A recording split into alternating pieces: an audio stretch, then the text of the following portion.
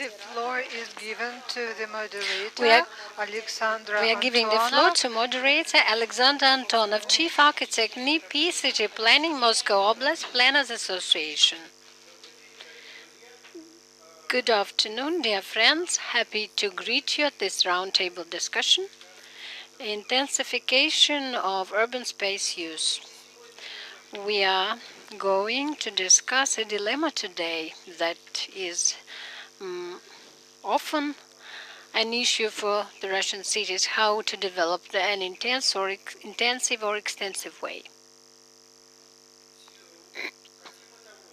Whether we want it or not, the intensification has already come here to Russian cities as selective construction and housing construction. I don't know how much this selective construction is a problem for Khabarovsk, but in many cities it is in Russia and arouses a lack of satisfaction of the residents. This all is done to this or that degree of legitimacy, and the residents often oppose it. When they are neutral, then the intensification is not to the taste of the authorities, like the construction of apartment houses in the lots designated for private houses. To build a green space is easier financially, organizationally, and Russia has a century-long history of extensive development, and Khabarovsk is a product of such development in Russia. And the USSR, in the period of urbanization, followed a technology of new settlements, micro-districts, and developed it as construction on a mass scale, formalized in SNPs, normative regulations, and we have inherited those. At the same time, the technology of reconstruction of the transformation of the city space, urban space, it did not exist here. The normative provisions are usually about the new construction, but the reconstruction references are just make it compact, and etc., decrease it. So transformation and intensification of the urban environment is an exclusion yet. And so in this direction we have been developing in the past 20 years. The situation is is going to change. On the one hand, there is a legislation in force for building green fields, and the legislation is changing, developing, getting updated. And another piece of news, several last weeks, in February with Alexei Muratov, we moderated Moscow Investment Construction Forum. I was at construction in the built-up territories, and he did the industrial and occupied areas. So the Moscow authorities put forward initiative on a comprehensive development of industrial zones. Now this law is adopted in the first reading by the State Duma.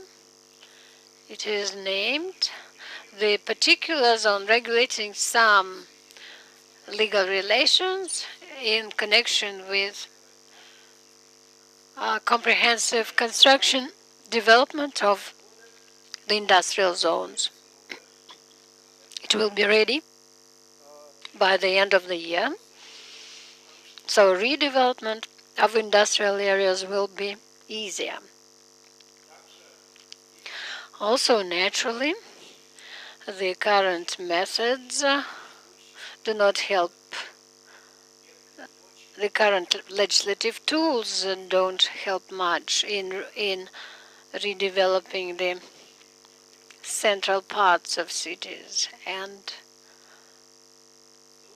private house construction, single-family construction.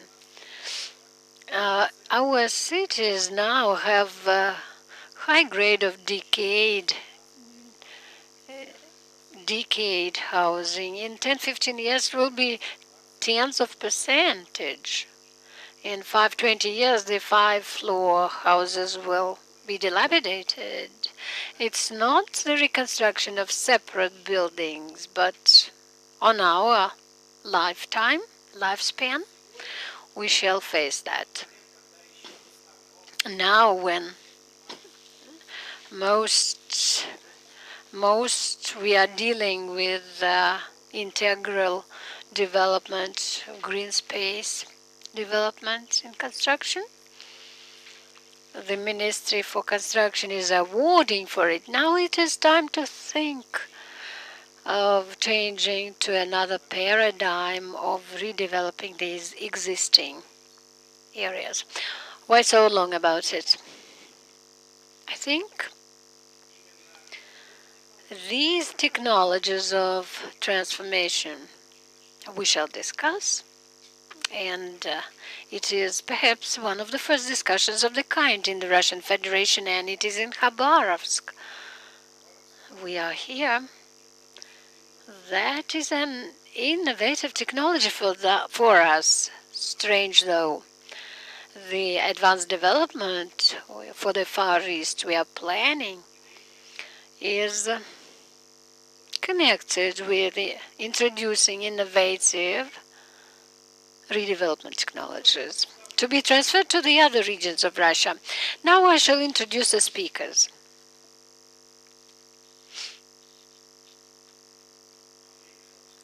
Andrei Mikhailovich Komarokov, Minister of Construction of the Khabarovsky Krai. Petr Lawrence, Vice Chairman of International Community of City Planners, ISO-CARP, and Dean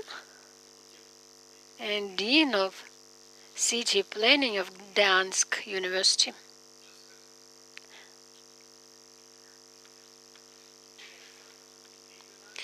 Evgenia Alexandrovna Repina, architect, assistant professor, Samara State Architectural University. Elena Korotkova, senior analyst, Center for Urban Research, Skolkovo, and Rosalia Tarnovetsky, Strelka. Now we have these discussions, and I would like to have some 20 minutes for discussion. Please, speakers, observe this time. Andrei Mikhailovich, go forward. Thank you. Good afternoon, dear colleagues.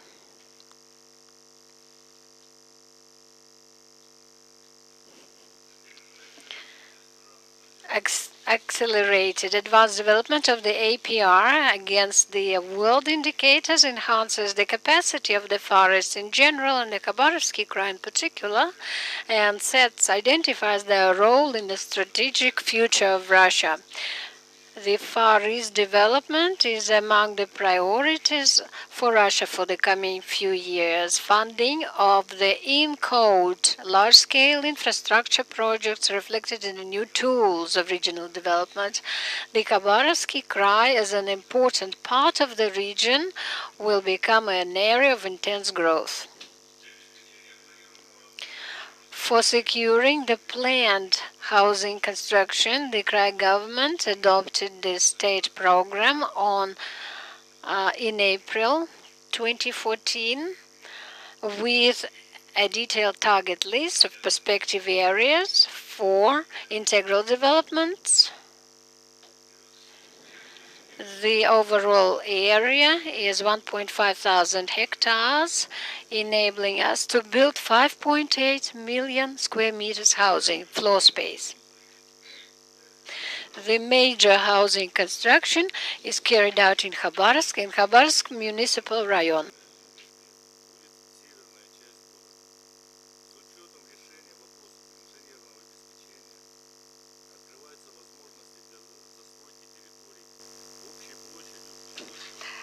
The prospects for the development of Khabarovsk for the nearest 5 years is in the northern part of the city. Considering the issues related to the engineering service lines, there are possibilities for construction in the territory covering the area of almost 1,000 hectares. The largest of the micro-districts are as following: 6 and 7 along Voronezh Highway, 564,000 kilometers. Number 1, 2 near Orekhovaya Sopka and Akademstroyresurs, and will construct micro-district covering the area of 200,000 square kilometers. In Komsomolsk-Amur, the plan is to construct 270,000 square meters of housing, including 100,000 square meters in multi-residential houses and 163,000 square meters in private houses. Also, construction in the area of the railway station Komsomolsk-Sortirovechny, 43,000 square meters, micro-district Stilinsky, 42,000 square meters, and along Dzerzhinskaya Street. In the city of Khabarovsk, three projects are prepared. Two sites are on the campus of the Pacific University. There will be constructed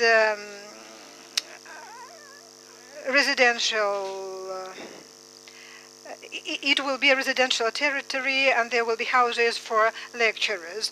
One of the main strategic directions for the development is the creation of competitive industrial production, research centers for the development of innovative technologies. Khabarovsk is the only region in the Russian Far East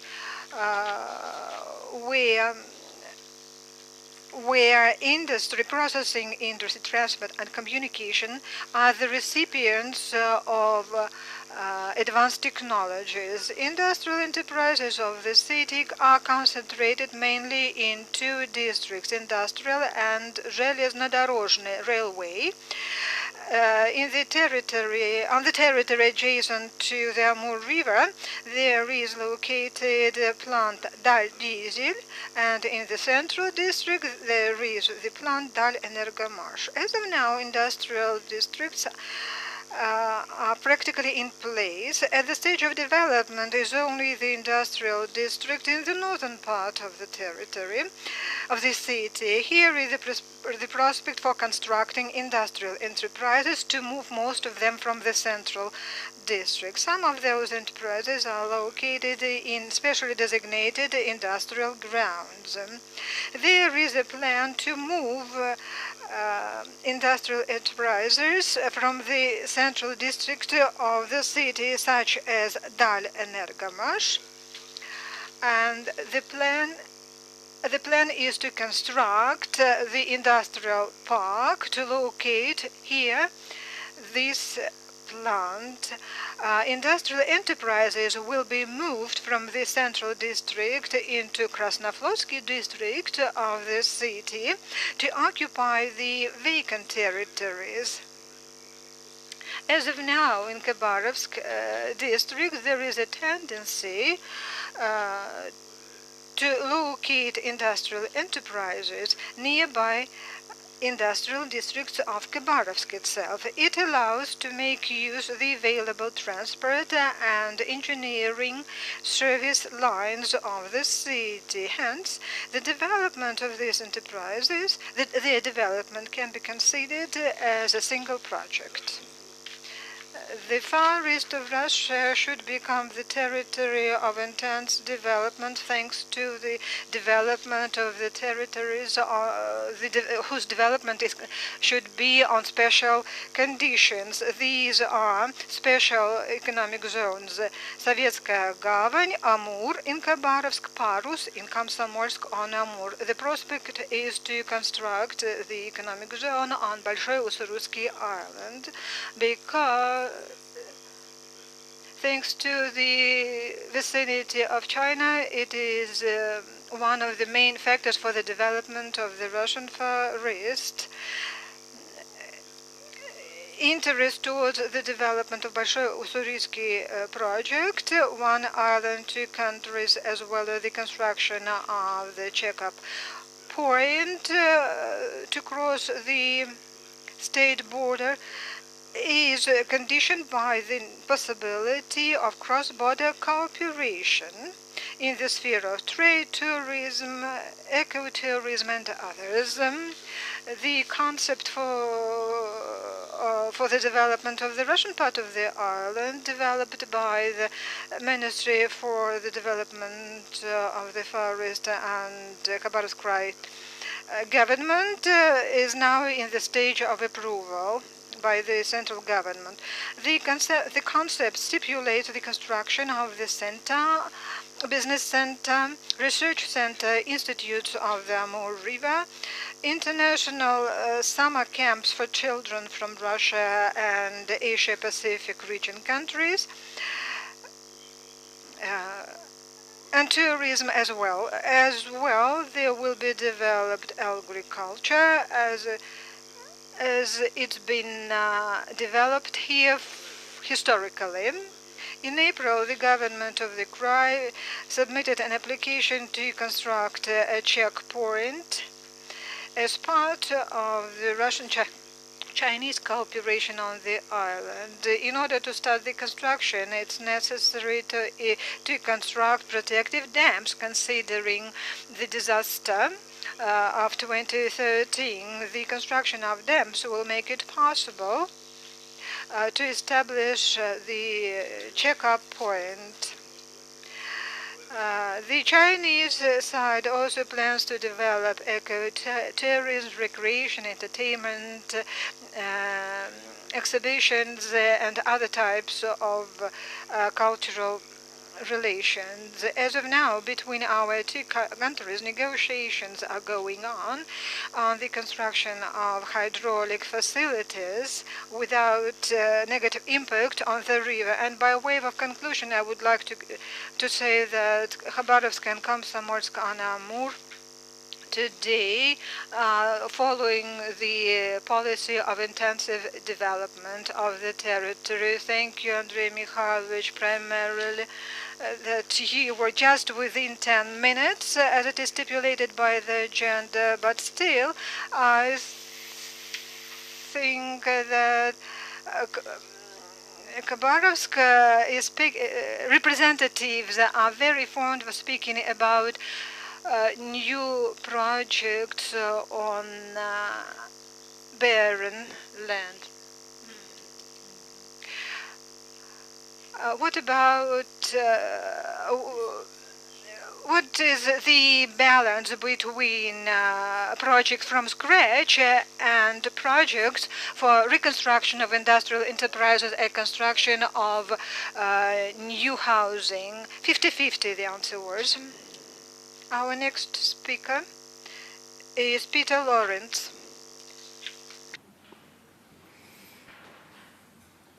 Well, again, good afternoon, everybody.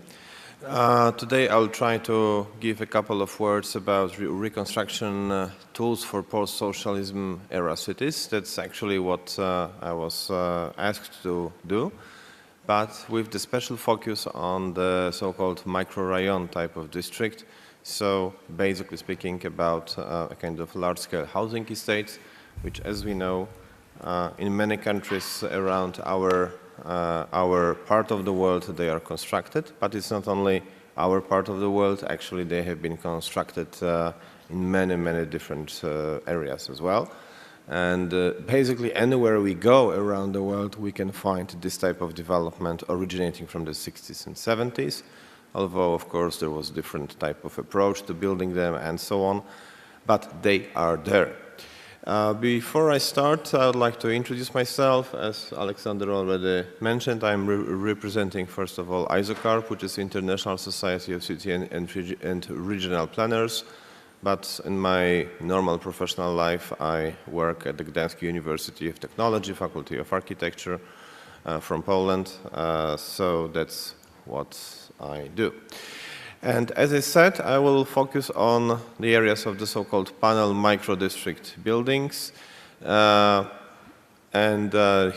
I will use some cases from my home city, from Gdańsk, where we have quite a lot of those, including so-called the longest building in Europe, which it's not the one which you can see actually on this picture, but it's one of the series of those.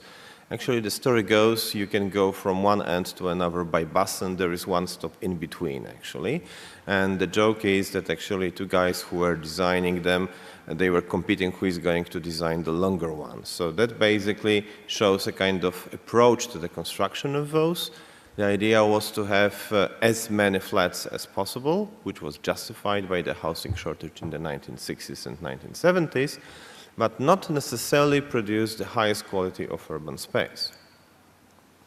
So, what is the genesis of the problem? I mean, where do we get it from and why we are dealing with that? As we know, socialist cities were developed under the so-called command and control system, and the focus was on quantity of everything which was needed. I mean, flats, apartments, shops, industrial plants, whatever we might imagine, the idea was to have more and more of those. And I guess here in Russia, you know much more about that than actually I do in Poland. But the problem was that in many cases, the quality of those things was kind of compromised. And in many cases, we can see that the quality was really very, very low. And it doesn't only relate to the case of Russia. You know it very well, but I would just like to remind you that the first actually large-scale housing district which was demolished because of the low quality of the structure as well as because of the social problems which was generated by that was the Pruitt-Igoe in St. Louis in US in 1967. So actually already in 1967, they realized that the quality of those things is not the highest one, and they have to deal something about that. The same related to the low architectural standards, materials, technologies, and so on. And all of that was kind of deeply sunk in the idealistic implementation of the modernistic principles. So there was idea of having a collection of buildings freely arranged in a kind of large-scale park or garden, but there was no reflection on their usefulness for many social and societal needs.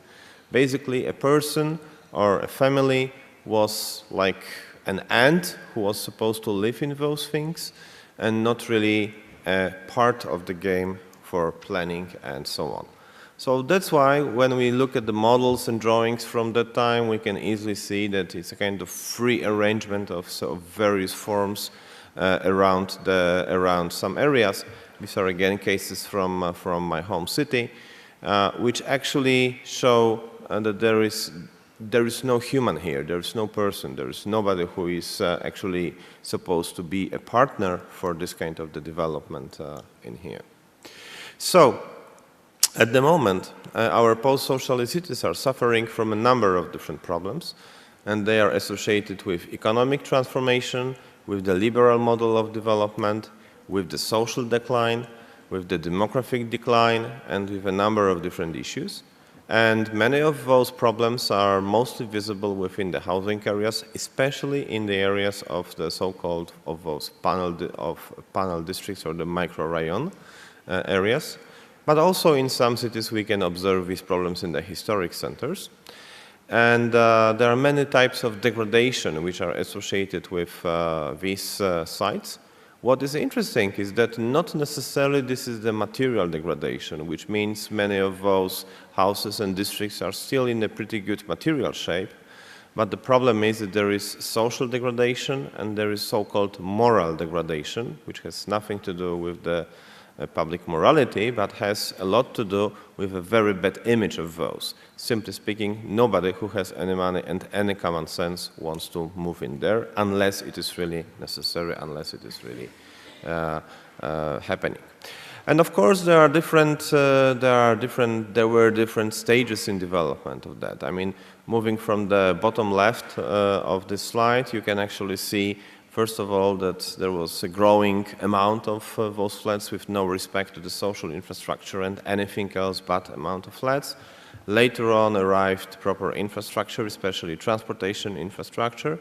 In the beginning of the 1990s, we started to infill them with the individual housing and with outcomes of the liberal model of the development. Also here in Russia, we can observe a number of the projects like this, infilling the empty spots around or within those sites. And in the end, we started to produce brand new types of those, as many of our suburban housing estates these days, in a sense, reflect this ideology which was in our heads many decades ago. And here again, this is an example of the suburban area from Gdańsk on the bottom right side. I'm not sure about the quality of that on the screen.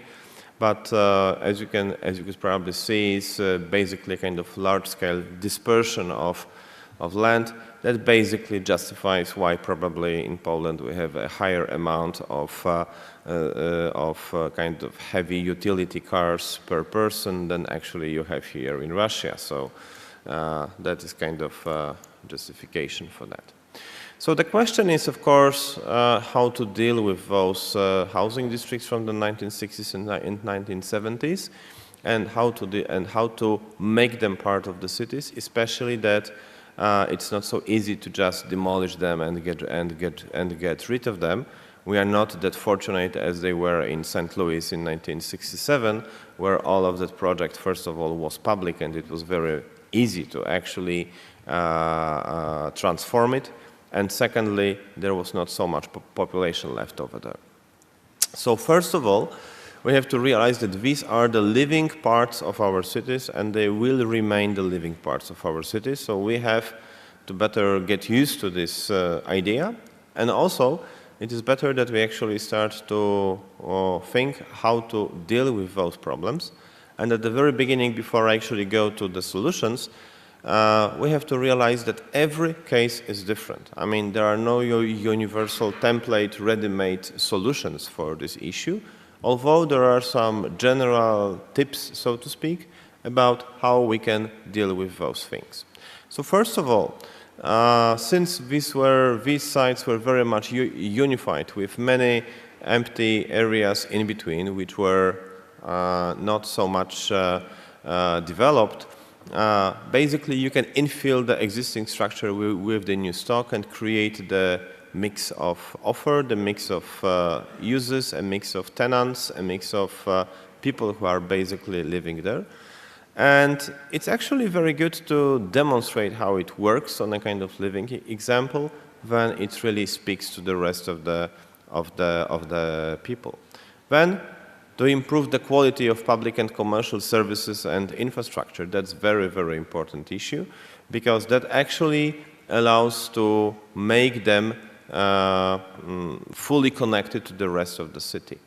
And then there is an issue of revitalizing the non-housing distress areas like post-industrial and others, which could be made in here. And again, some examples of those projects from my home city, where you can actually see the new transportation lines being developed, the new railway line, which is going to connect, and the many of those, as well as the new infill projects, as well as new transformation projects which are located in some distressed urban areas.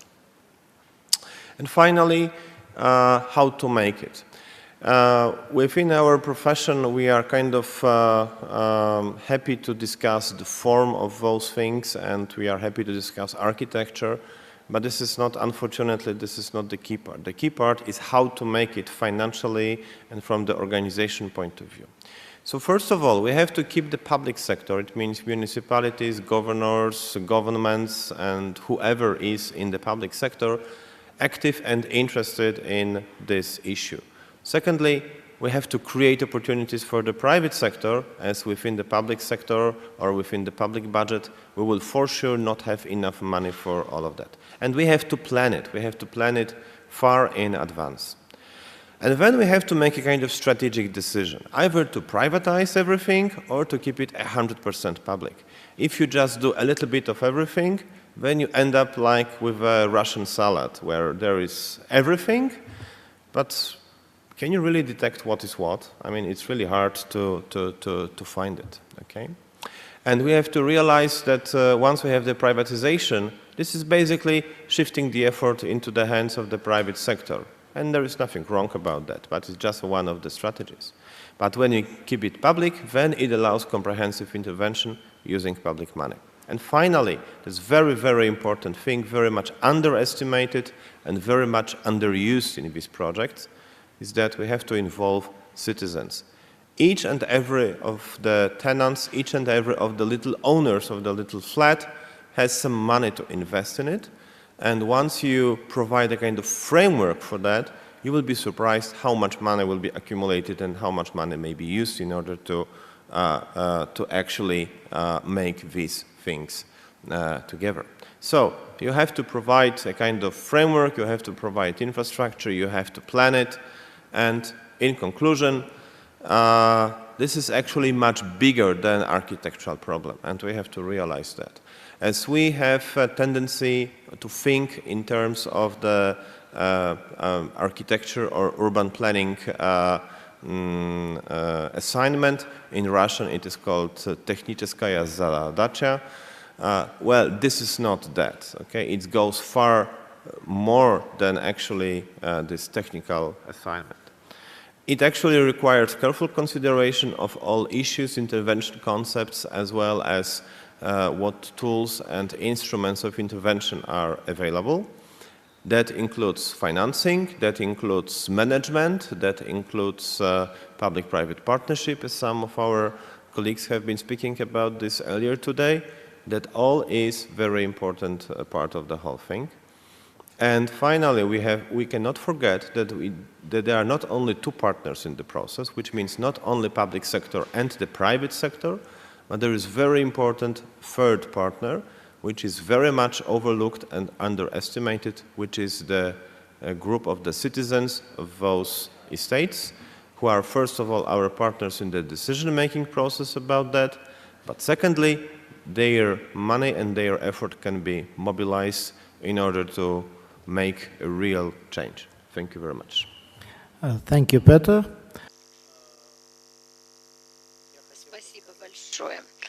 I would like to say that the city of Gdansk, not in itself, but together with the adjoining Sopot and Gdynia cities in number, are close to Khabarovsk in population number, and actually they are a linear city along the Bay of Gdansk, and there is a similarity between the Polish Trójmiasto, the Gdansk agglomeration. Petr, I would like to ask you a question in Russian. The same question. What is the balance between greenfield construction in vacant areas and the redevelopment projects inside Gdansk?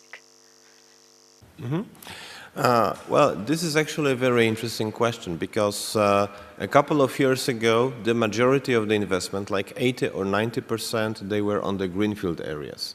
Right now, it is 50-50, we can say, and there is a tendency of having more investment on the brownfield areas, on the regeneration sites, or as the infill projects within the existing structures, and the amount of the new construction on the greenfield areas outside the city is getting smaller and smaller. Thank you. Thank you. We are moving over to the other report. Piotr mentioned the importance of considering the opinion of the citizens, and I think Evgenia Alexandrovna Repina will tell us about it. Thank you very much. I am very pleased. See, I'll try to make an authentic cover version. Don't forget about time. Yes, I'll do my best.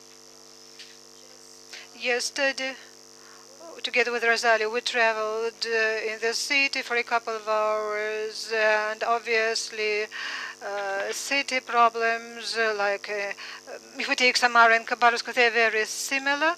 It's an industrial type of development. It's industrial environment here,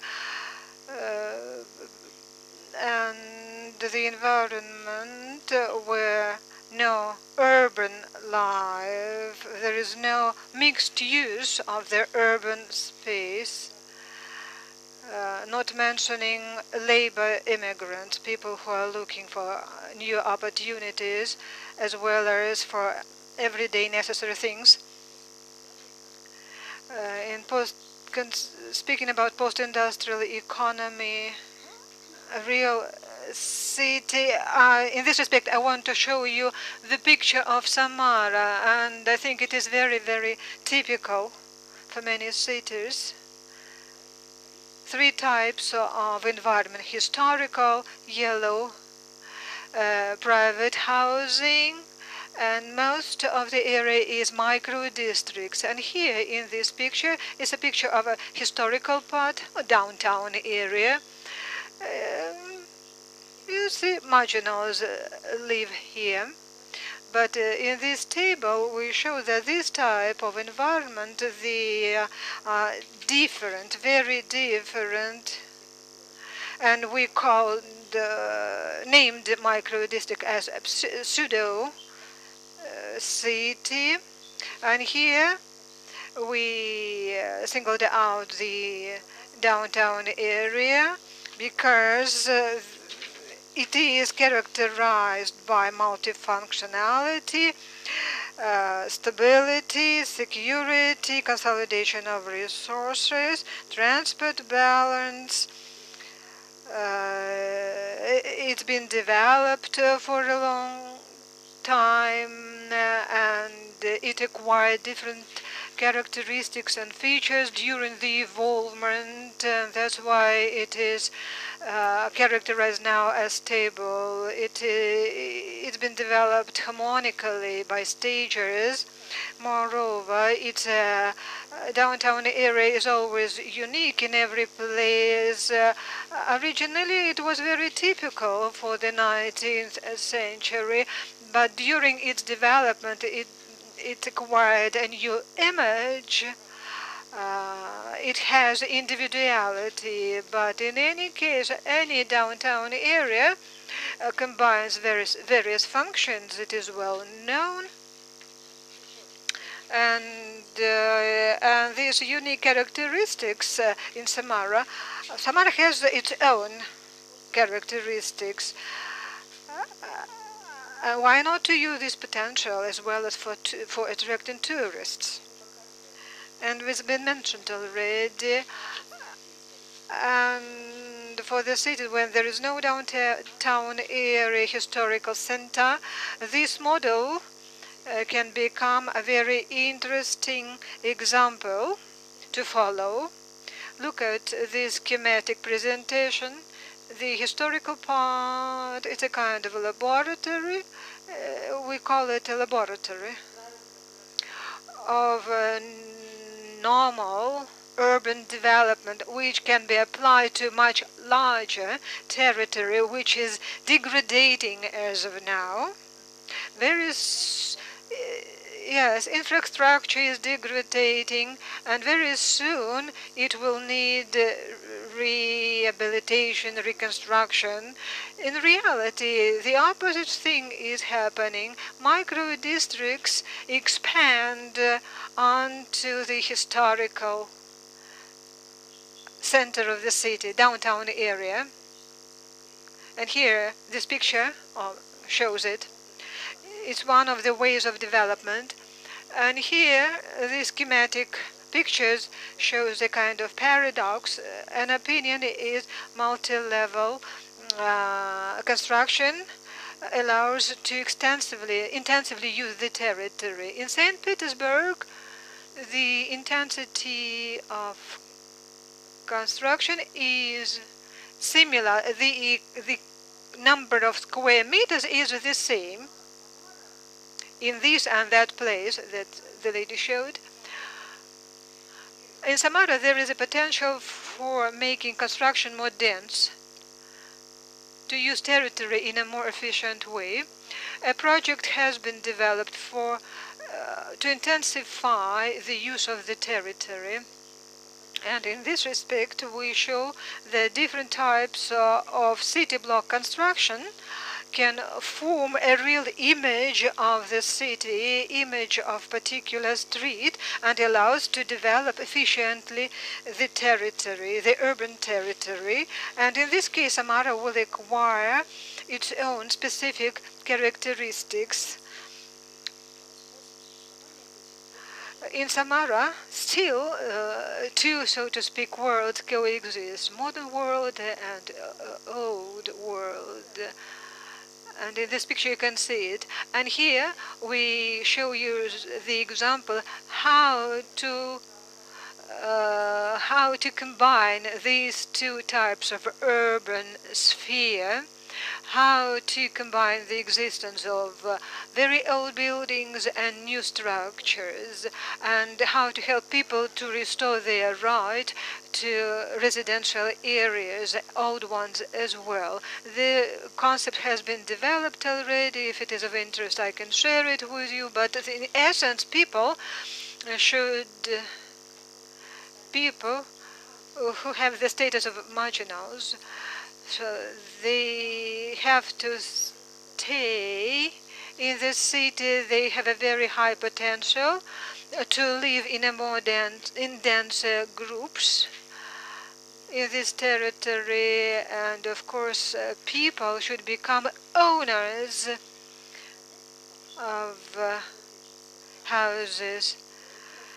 Developers are very aggressive in our city, and they are lobbying their own issues which are of interest to them. And here you can see the model of city regulation, how to control the construction. That buildings, for example, new buildings in the downtown area should not be much higher than the old ones, or how to ensure that people can walk within these areas. So it's a kind of regulations which can be introduced into the rules of land use and development. Also, after that case, when we demonstrated it, residents of Samara addressed us, and we, so to speak, volunteered a project on the territory of micro districts. People want to participate in the enrichment of their life. They're looking for an organization, a company, or a person who can help them. At this point, it's a monologue. People are speaking, but nobody listens to them. And when we were engaged in the reconstruction of City Block 79, we learned so many stories with culture, meaning people don't want to destroy old structures we worked out the project which is called Culture per Square Meter, because for architecture, for sociologists, for any researcher, these downtown area structures in this area are very important for scientists. Please be within time limits. There is a very high potential for the development of this city block. Here is the project how to intensify the use of the historical center. In this plan, you can see the oldest part of the city. You see, it can be changed. It can be used in a more efficient way.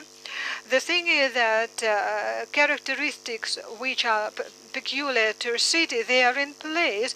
There is a stable community here, and here is safe space, and we can articulate some other characteristics. Of course, I could have gone into much more detail, but I have no time. Thank you very much, but I have a question to you. From the point of your experience of working out a project, what do you lack to commission these projects? Experience, legislation. Peter has just mentioned, he was absolutely right in saying that we lack political consensus. We need documents of strategic development for the territory. In Khabarovsk, the construction is chaotic. There is no general strategy, general plan. And generally speaking, there are no mechanisms of communication between different subjects or players, community, businesses, and others. It's necessary to launch several projects which could become a model, an example to follow. Maybe I'm too optimistic, but there are people who would like to participate in such projects, including money. So you lack initiatives. There are places where no people with initiatives, but you are lucky to have them. After a short visit to Europe, we go back to Khabarovsk, and I invite another speaker, Elena Viktorovna Korotkova. She will dwell on her research. 10 minutes, keep it in mind, please. Good afternoon. Truly, our Skolkovo school in the urban studies sector had the spatial landscape survey to look for latent resources in Khabarovsk, and we devoted our survey to the thesis that many Russian cities get much funds from the higher levels, budgeted from the higher levels, including the personal tax and the other tax which replenish the city budget. Such free assets is not bad. The city can dispose of these, but on the other hand, it brings a certain dependence on the city policies and strategy in size of funding. And we try to look at the inherent resources for the city to develop in a more forecastable way and use its own resources, including in funding.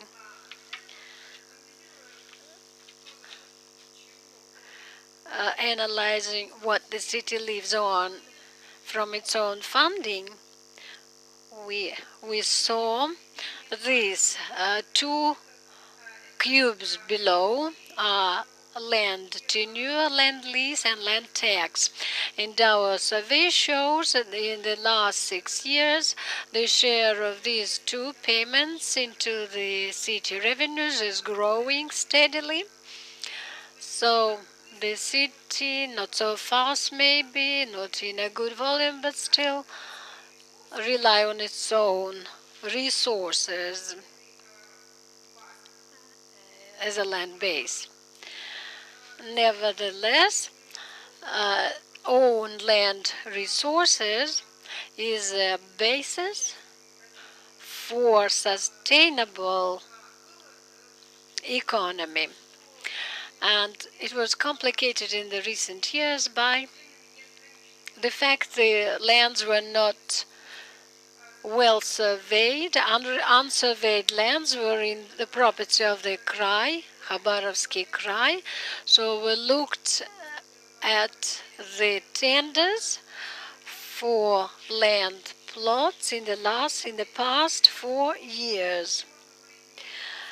We can speak not about intensification, but the extensive growth of the city, because these spots are dispersed in the city and are concentrated rather in suburban areas rather than in the city center, which certainly reflects a true history of the city growth as compared to what is being declared in the general plan and strategic programs or municipal ones.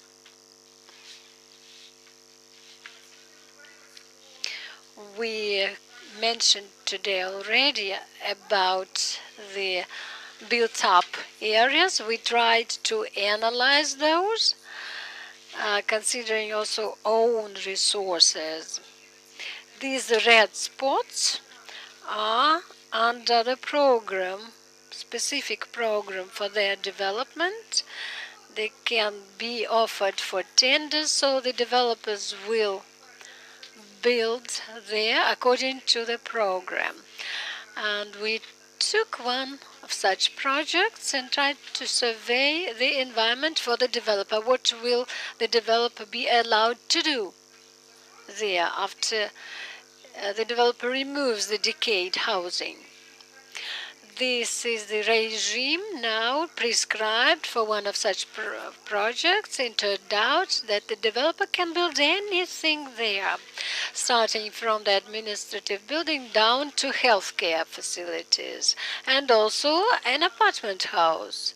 And besides, there's no limit on the floor number. So the developers, using this mechanism, will choose the most profitable option. We'll build apartment houses. But these are maybe the last resources for the city that may impact the character of construction, impact the city latitude landscape, skyline. The quality of describing such projects is important, not only dividing into housing area, etc., but very pinpoint, detailed description of what the city needs there. It's a latent resource available for the city authorities. As to the industrial areas and their redevelopment, I should say it is urgent for many Russian cities and in Germany too. But what can the city do there in these closed industrial areas? They have been already cut into lots of plots with many owners. Yesterday we had a conference where the city agreed with us, yes, there are very few tools to follow a global urban policy there of redevelopment. And the question again is what tools can be employed to govern such areas and make them pursue the city policy of them, except the wishes of developers who are owners of plots. And I think it is an important issue of not only putting it into the general plan in a desirable way, but work with the developers and look at the situation in a realistic way. It is obvious that the extensive development and sale of land plots for housing in the suburbs leads to extensive sewage and gas networks developments that tells on the high cost of the existing infrastructure. So we analyzed how much it costs to maintain the current infrastructure as it is. It turned out that in case we drop any outside funding from taxes or whatever, say by 70–80%, of the city-owned funds will be utilized for only sustaining the current infrastructure. So how then is the city evaluating its project, selling the plots farther and farther away from the city? The infrastructure cost goes up and up. Even the current grids are getting depleted. Our estimates as to the transportation network and the loss of time there. We tried to express it in rubles, and it is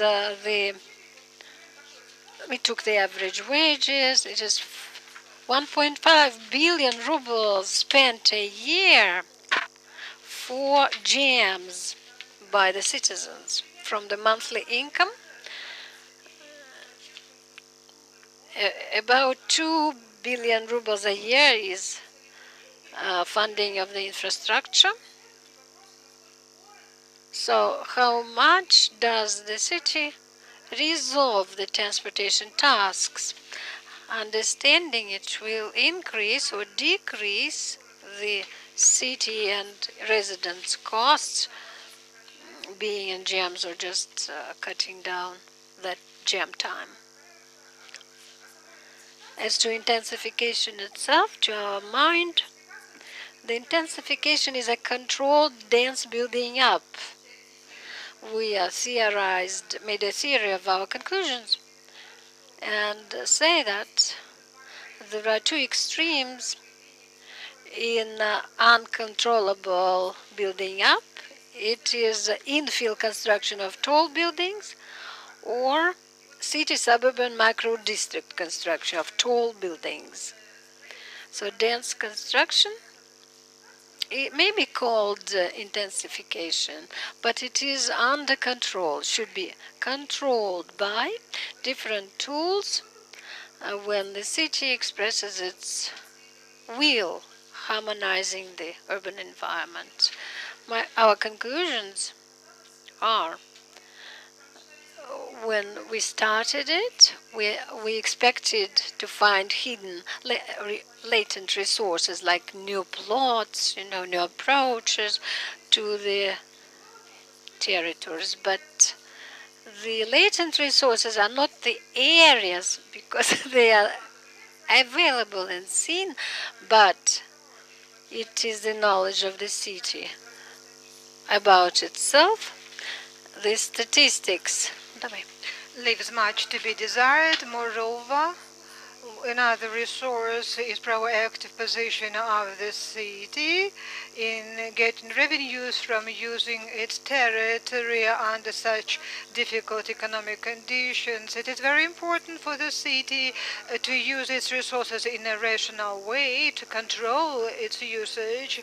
And another moment is a long-term strategic approach in implementation of the projects. Any project should be considered in the scale 1 or 2 years or up to 10 years. And in this case, the suburban construction will become very expensive for the city budget because it will increase burden on the infrastructure.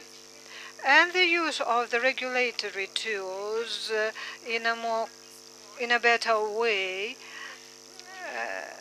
the use of additional tools which are provided by the tax legislation and land code. That's it. Thank you. I have no questions. I hope we'll have time for questions from the participants. And one more study on Khabarovsk will be presented by Rosalia Vladimirovna Tarnovetskaya. Good afternoon, dear colleagues. Thank you for an opportunity to make a presentation. In 2013, together with our team, we participated in studying the suburban study to assess the level of the culture in the suburban area. So we faced this problem and tried to find the solution to it.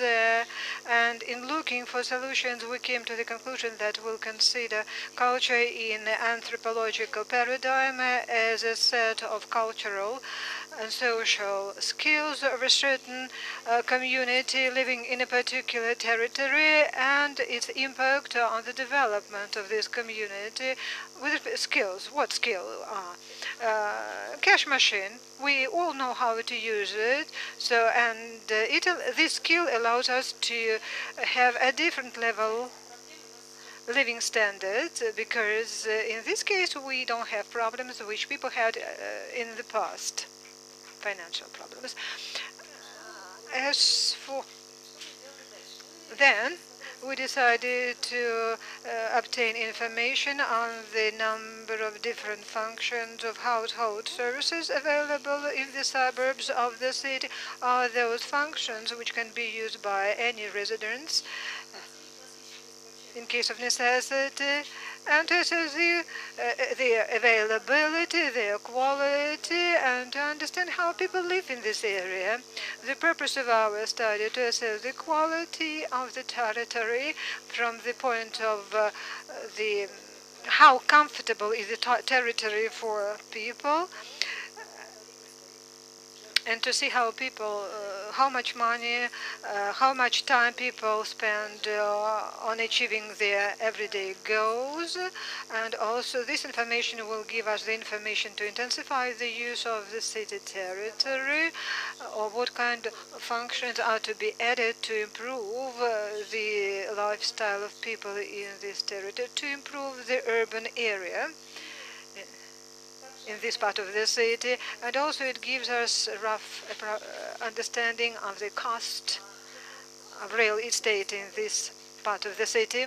And here a similar study was completed in Khabarovsk. We collected information about 108 functions in Khabarovsk, a total of 13,721 properties. We studied shops,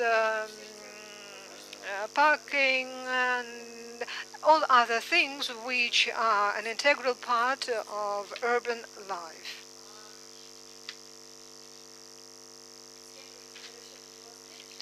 So our calculations were done in the following way. Again, it's periphery of Moscow.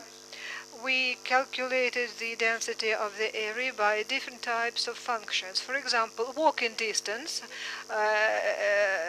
In our case, it is 2 kilometers. Then we interconnected all these functions to these functions, then analyzed it and found the places which have the highest accessibility for residents, and on the basis of it we worked out recommendations for the city. Here is the map showing the pedestrians' routes, how they are distributed in the area of schools, restaurants, and other places. Then we received this kind of picture, which it turned out that in Khabarovsk, household services, beauty salons, and catering points are very closely interconnected in Khabarovsk. For these functions, it's very important to have an appropriate infrastructure, then pedestrian routes. If we look at the suburban area in this respect, of course, of primary importance are trade centers and places where high density of population and where first floors are available for residential purposes. And it turns out that it's and since people prefer to live on the ground floor, it's necessary to occupy ground floors. It's necessary to ensure their security.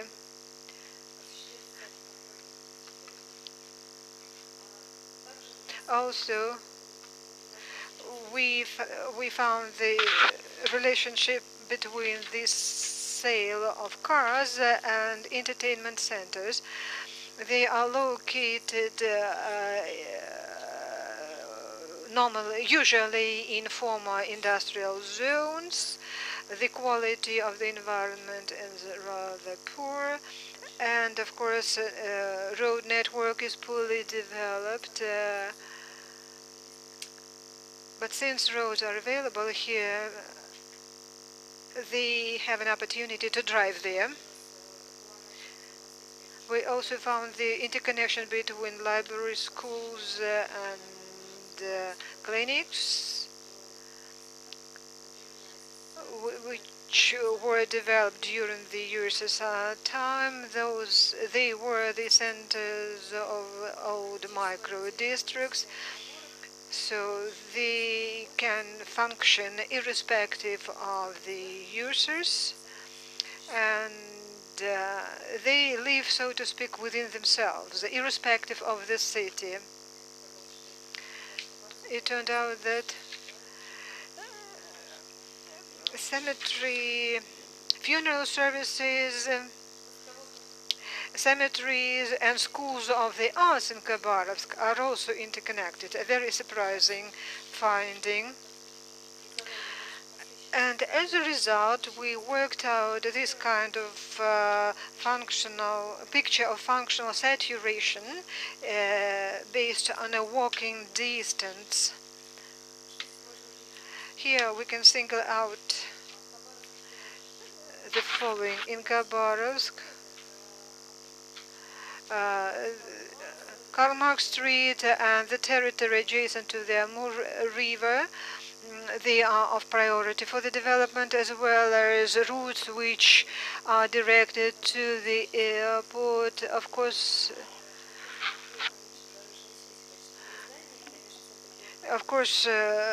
the density in the central part of the city is very high. A very important aspect for the development of Khabarovsk is the availability of physical boundaries in the form of the river and the railroad, which goes or passes through the city, you see, and the most active part of the city is within these lines. And it's really good for Khabarovsk because cities develop best of all within real physical boundaries. So everything is concentrated within these limits, physical limits, and also the size of these areas depend on the available places formed by the river and the railroad. The most valuable for periphery development are industrial zones in the private sector joining the pedestrian accessible area. It's Krasnorechinskaya Street and Krasnoflotsky part of the city is like a satellite city rather than a rayon of Khabarovsk. In fact, this map reflects the chaotic life as a man sees it. The city as the resident sees it. Further on, to observe the centers in the city most active, we made the same survey. in the same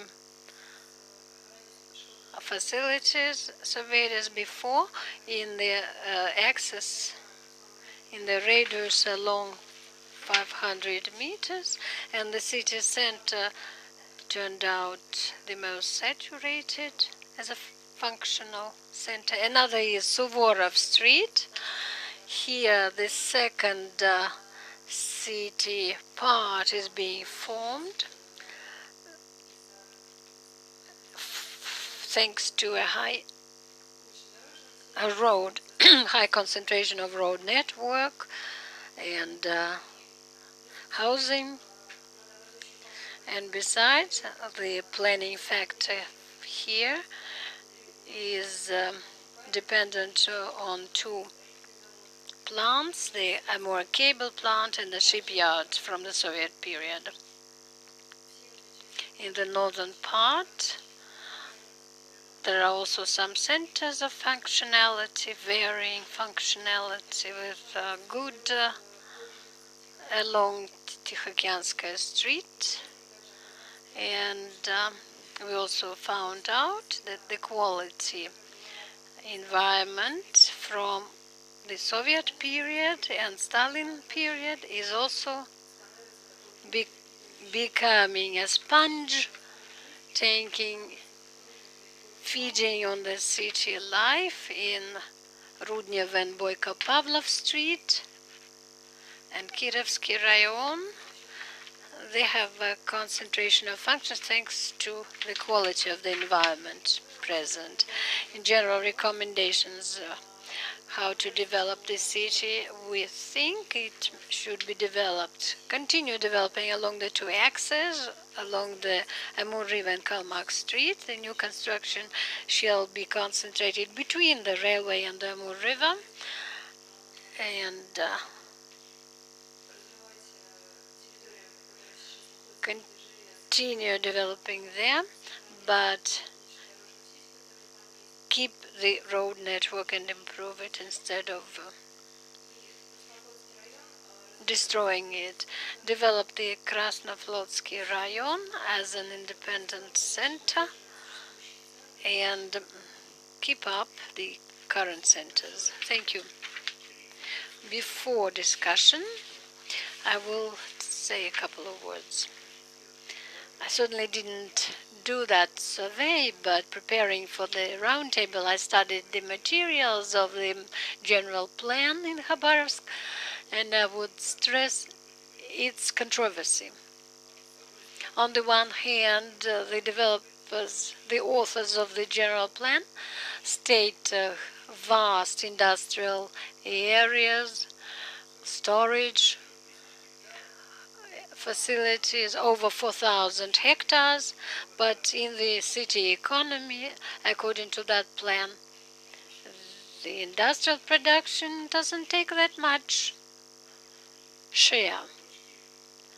And the authors of the plan state something must be done with these industrial areas. It is proposed to transform the city center, somehow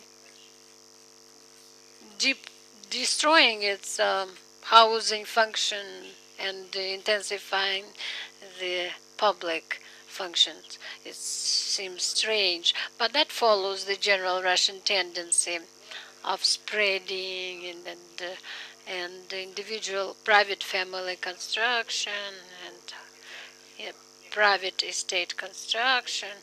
Though this general plan doesn't change the city boundaries and more areas are joined, but sooner or later the city will go beyond its boundaries, and the materials were prepared 5 years ago didn't include the island project.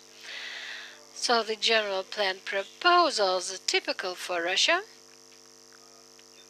This plan by 2030 increases the city housing a little below twofold housing area, and increasing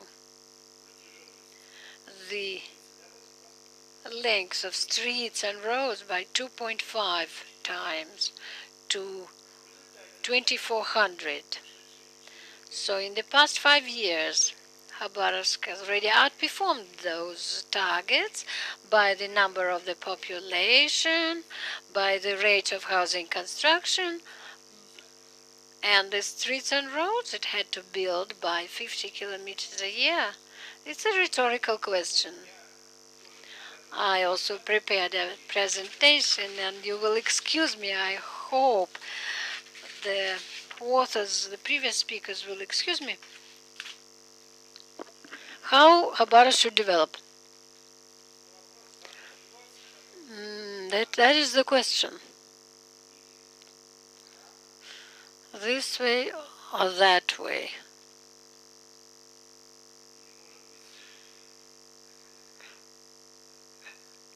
Or maybe another way?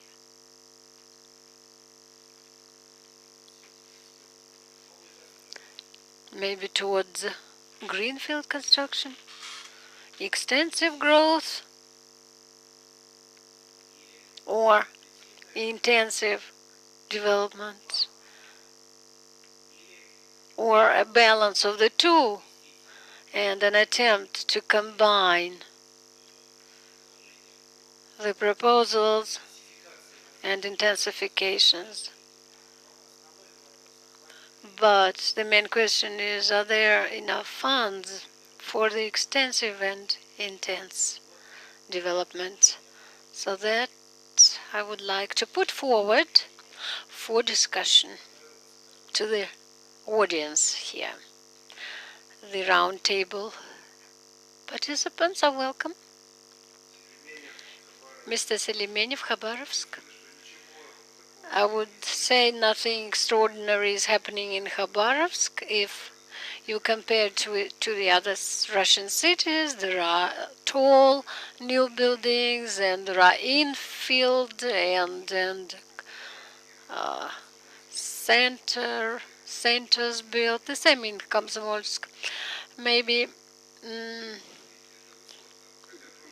really tall buildings will not be built, whether the residents like it or not. Certainly, when the developer comes to the built-up area and tries to build a multi-story building, the residents don't like it, but the developer likes it, yeah.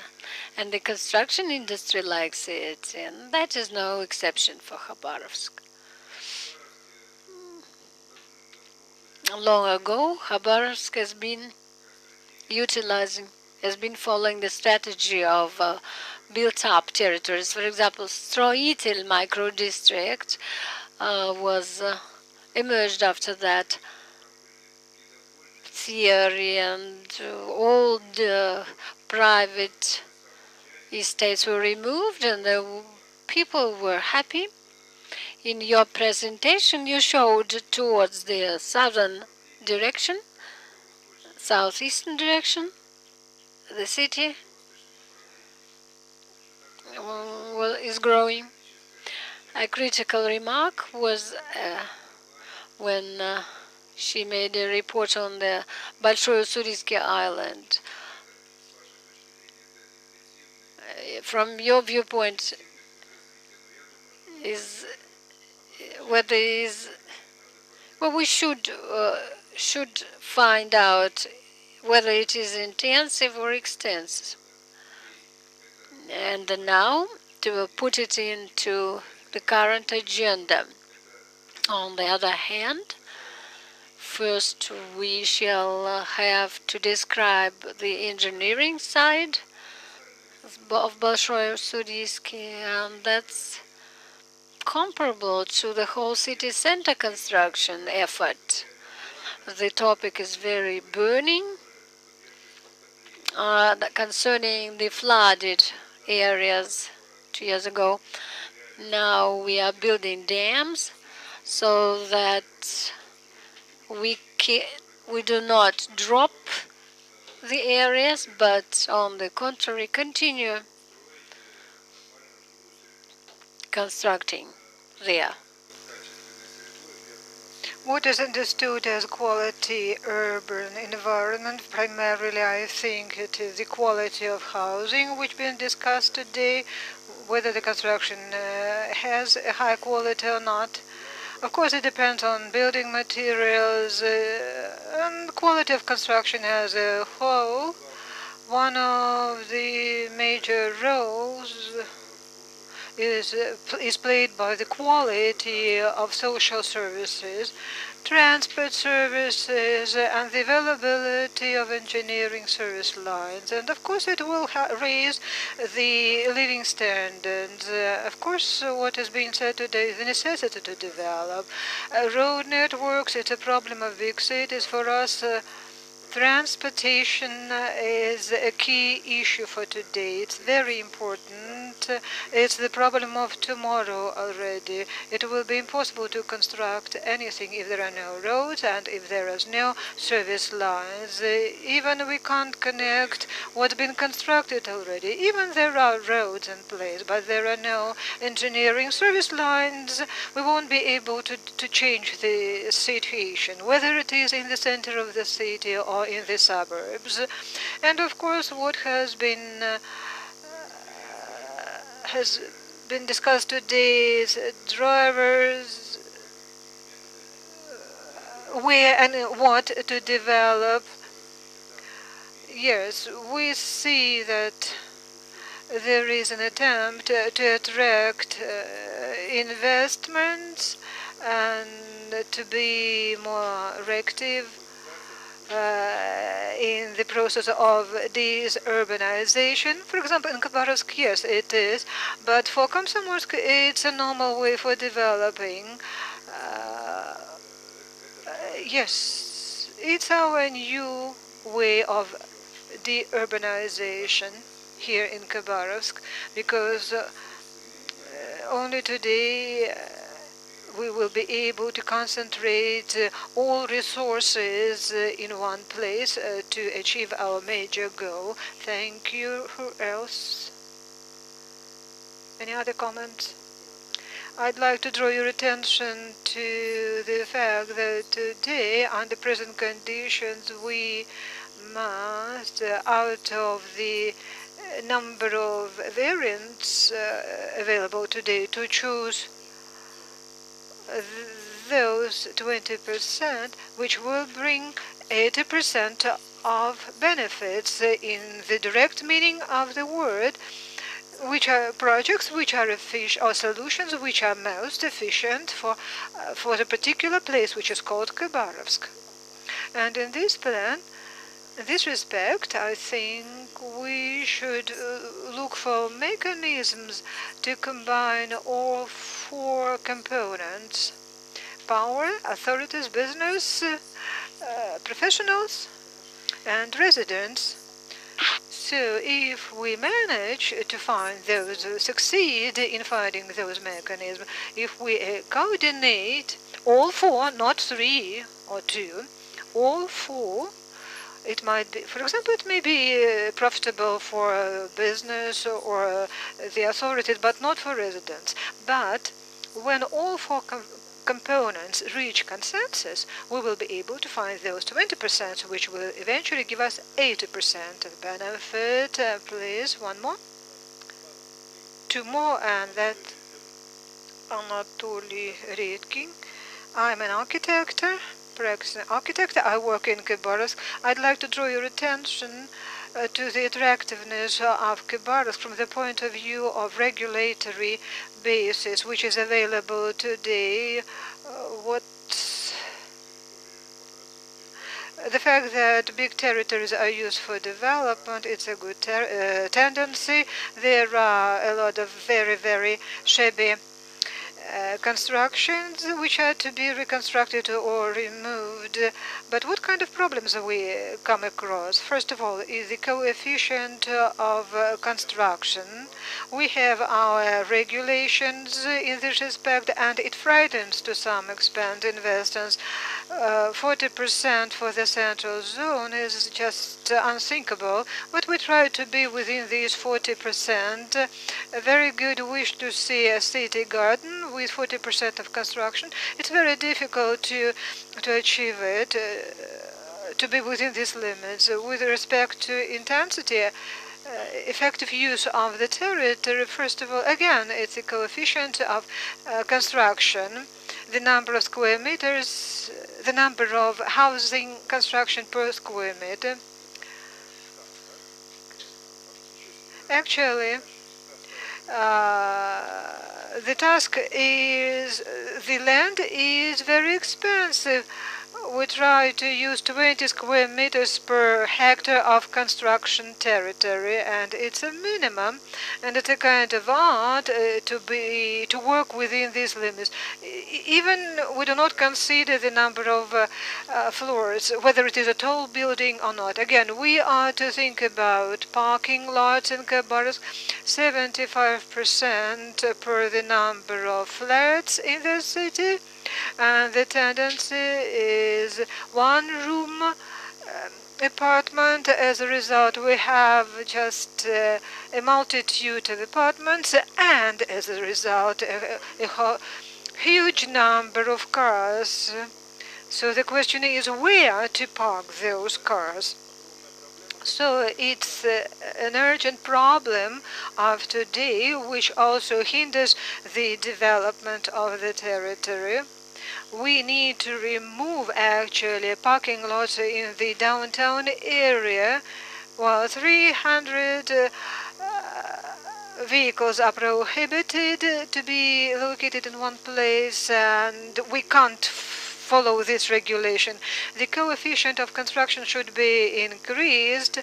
I understand that Duma is to take this decision because even open parking, two-level parkings, they are already included in the area of construction and influence the indicator, the final indicator.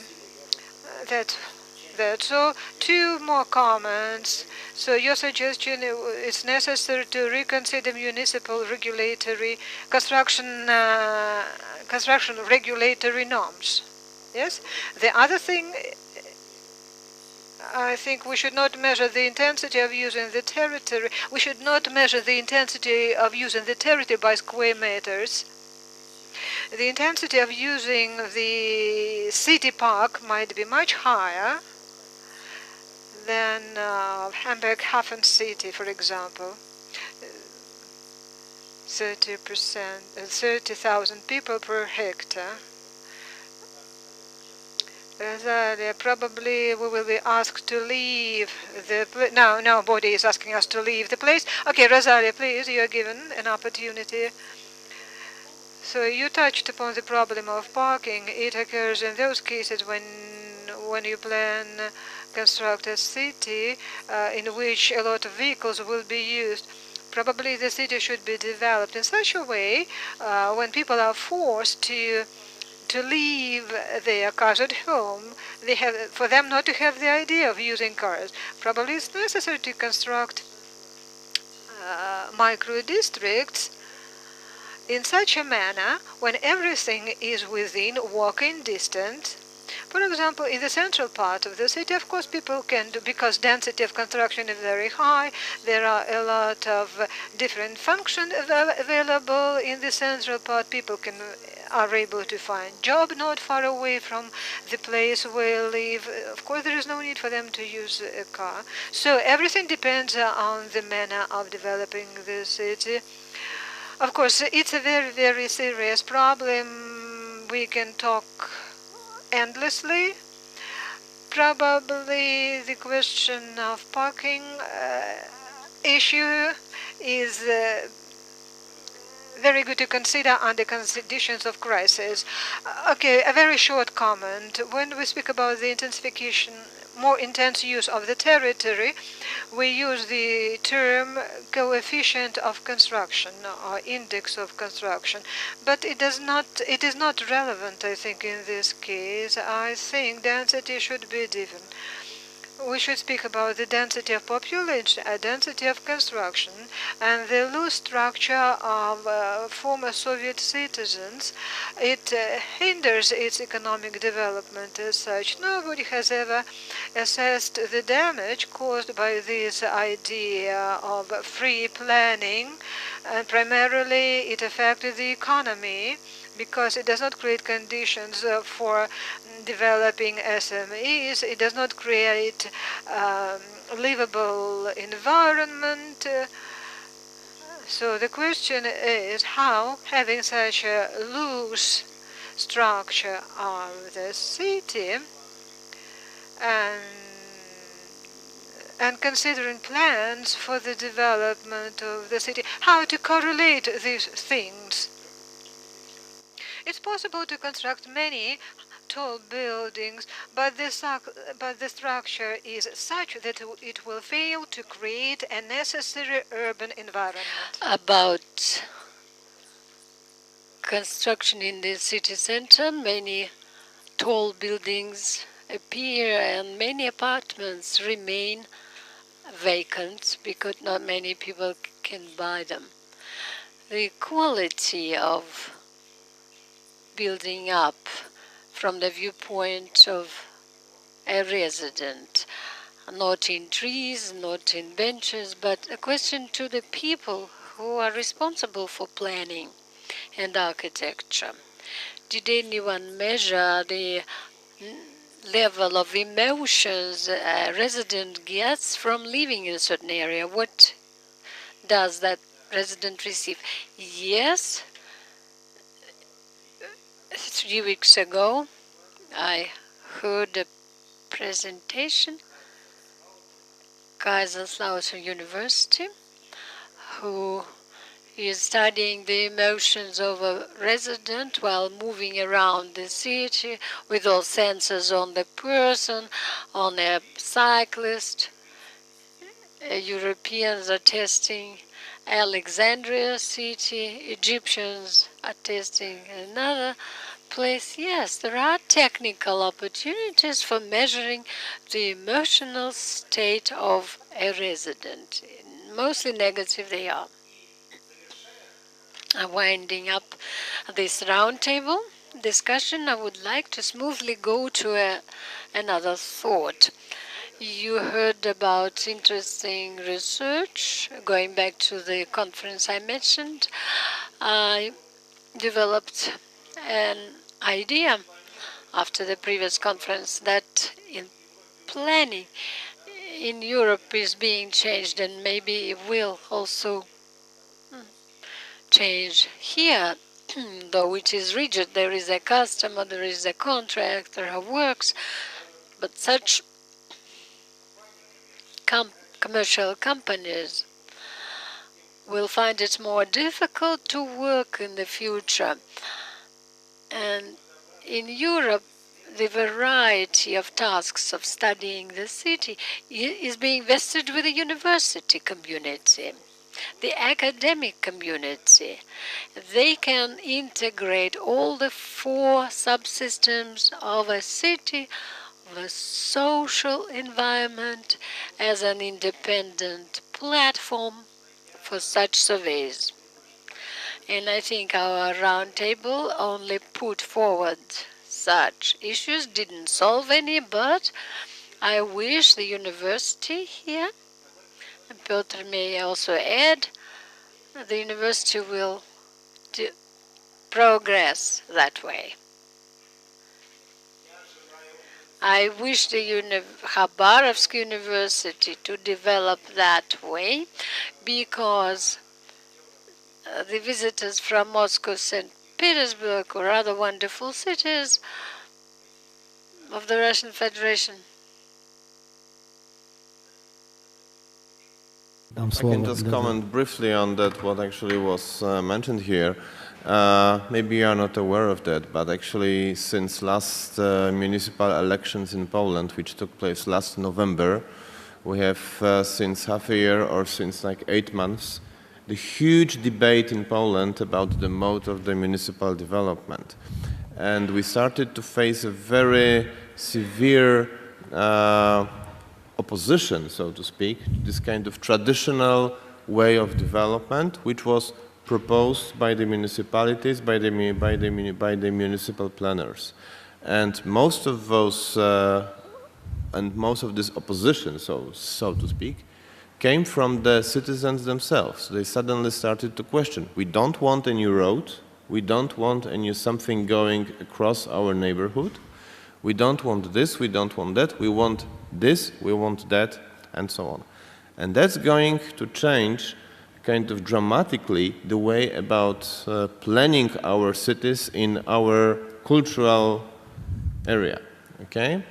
And this is actually even called the repetition of the revolution, which was started by the very famous book by Jane Jacobs, Death and Life of Great American Cities, which was actually published in the end of the 1960s in the US. But that revolution, I mean this mental revolution, is coming to Central and Eastern Europe right now. So I guess it's coming to Russia as well.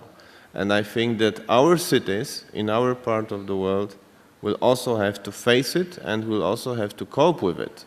So that's why I say that most probably the solution of having more cars, more roads and so on, it will be questioned very, very, very soon.